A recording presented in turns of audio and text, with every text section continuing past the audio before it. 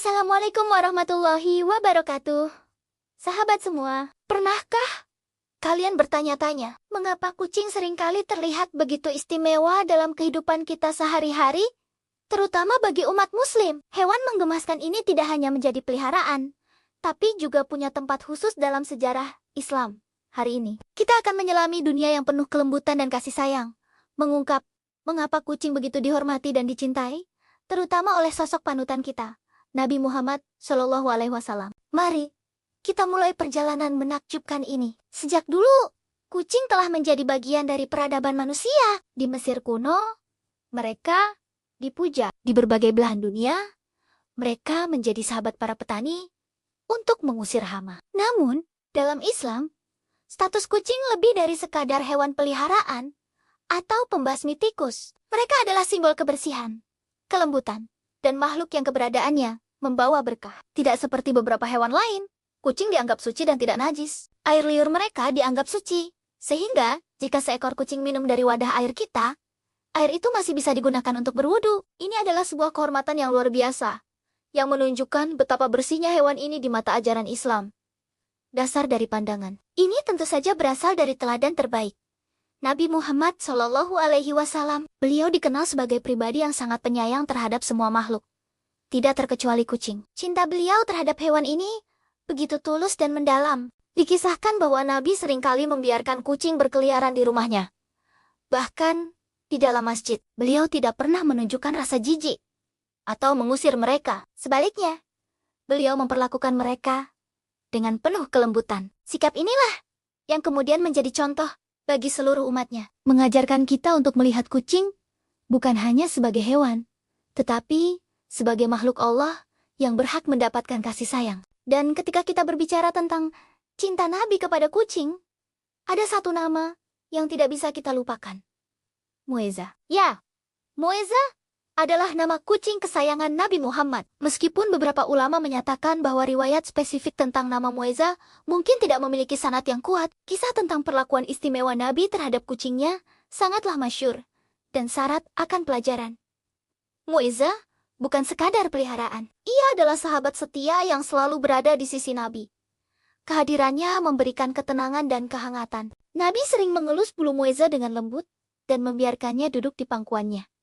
Bahkan, saat beliau sedang memberikan pengajaran kepada para sahabat. Interaksi ini menunjukkan ikatan batin yang kuat antara seorang nabi dan seekor hewan kecil. Ada satu kisah yang paling terkenal dan mengharukan tentang Nabi dan Mueza, yang menjadi bukti nyata betapa luar biasanya kasih sayang beliau. Suatu hari, ketika waktu salat tiba, Nabi bersiap sayap untuk mengenakan jubahnya. Namun, beliau mendapati Mueza sedang tertidur dengan sangat pulas di atas salah satu lengan jubah tersebut. Apa yang akan dilakukan oleh kebanyakan orang? Mungkin kita akan dengan pelan mengangkat si kucing atau bahkan sedikit menggoyangkannya agar bangun. Tapi tidak dengan Nabi Muhammad. Beliau memandang Mueza yang tertidur lelap dan hatinya dipenuhi rasa iba. Beliau tidak tega sedikit pun mengganggu istirahat makhluk kecil itu. Maka, dengan penuh kehati-hatian, Nabi mengambil sebuah gunting. Alih-alih membangunkan Mueza, beliau memilih untuk memotong bagian lengan jubahnya yang ditiduri si kucing. Beliau kemudian mengenakan jubah yang sudah terpotong itu dan pergi untuk menunaikan salat. Bayangkan, seorang pemimpin besar, seorang utusan Tuhan, lebih memilih merusak pakaiannya daripada mengusik tidur seekor kucing. Kisah ini bukan sekadar cerita pengantar tidur. Ini adalah pelajaran agung tentang empati, tentang mendahulukan kenyamanan makhluk lain di atas kepentingan pribadi. Bahkan, untuk hal sekecil kenyamanan seekor kucing. Ketika Nabi kembali dari sholat, Mueza telah terbangun. Seolah tahu dan berterima kasih atas kebaikan tuannya, Mueza menundukkan kepalanya kepada Nabi. Sebagai balasannya, Nabi mengelus tubuh Mueza dengan lembut sebanyak 3 kali. Kecintaan terhadap kucing tidak hanya tercermin pada diri Nabi.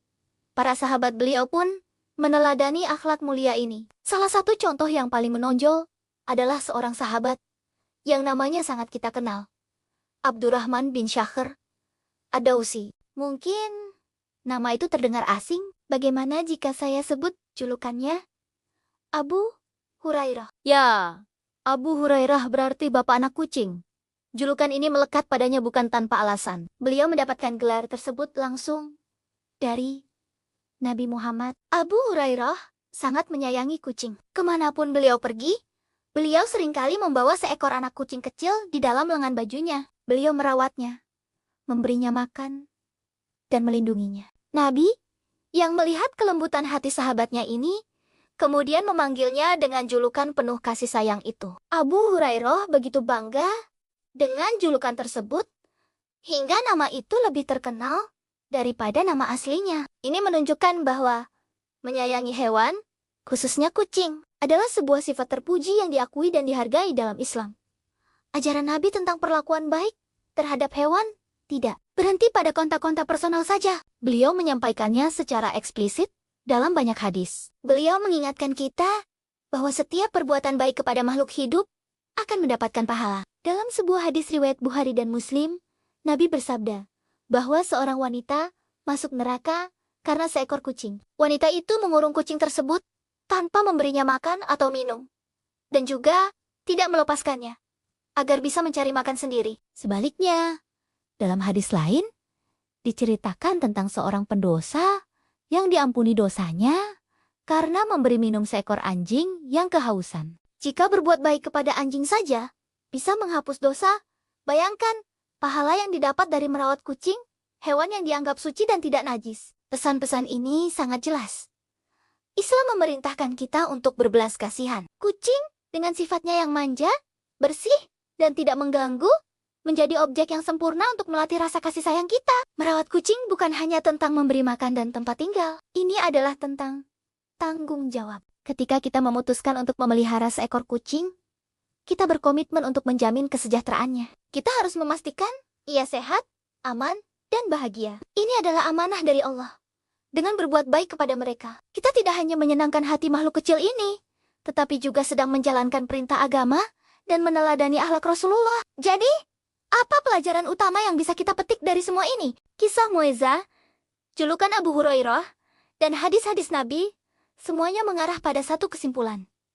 Islam adalah agama rahmatan lil alamin, rahmat bagi seluruh alam. Kasih sayang dalam Islam tidak terbatas hanya untuk sesama manusia. Ia meluas ke seluruh ciptaan Allah, termasuk hewan dan tumbuhan. Kucing, dengan status istimewanya, menjadi pengingat sehari-hari bagi kita tentang pentingnya sifat belas kasihan, kelembutan, dan tanggung jawab. Ketika kita mengelus seekor kucing, memberinya makan, atau sekadar membiarkannya lewat tanpa mengganggunya, kita sedang mempraktikkan ajaran Nabi dalam bentuk yang paling sederhana, namun mendalam. Mari kita jadikan kecintaan pada kucing sebagai salah satu cara kita untuk mendekatkan diri kepada Allah dan meneladani Rasulullah. Lihatlah, kaking-kaking di sekitar kita, baik yang menjadi peliharaan di rumah, maupun yang hidup di jalanan, sebagai makhluk yang berhak mendapatkan kebaikan dari kita. Sedikit makanan, seteguk air, atau bahkan hanya sebuah elusan lembut bisa berarti